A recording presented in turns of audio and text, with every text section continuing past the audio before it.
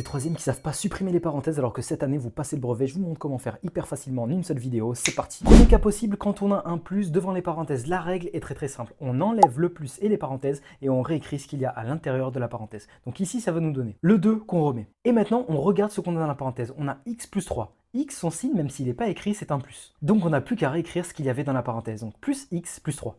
Et c'est terminé, on a supprimé les parenthèses, donc on peut calculer. 2 plus 3 qui nous donne 5, on se retrouve avec x plus 5. Deuxième cas possible quand on a un moins devant la parenthèse. Alors attention, ici c'est différent. Cette fois, ce qu'on va faire, c'est qu'on va enlever effectivement le moins et les parenthèses, mais on va inverser le signe de tout ce qu'il y a dans la parenthèse. C'est-à-dire que ici, on va se retrouver avec le premier x qu'on ne touche pas, et maintenant on regarde ce qu'il y a dans la parenthèse. On a moins 5 plus 3. Et bien on va inverser le signe de chacun de ces nombres. Donc moins 5 va devenir plus 5, et plus 3 va devenir moins 3. On se retrouve avec x plus 5 moins 3 qui nous fait x plus 2, et c'est terminé, voilà, c'était pas plus compliqué que ça. Je te laisse me faire le dernier exemple et me mettre la réponse juste ici en commentaire, et surtout n'oublie pas de t'abonner car je vais publier une vidéo quasiment tous les jours pour t'aider à réussir ton année. Je te dis à très vite, ciao ciao.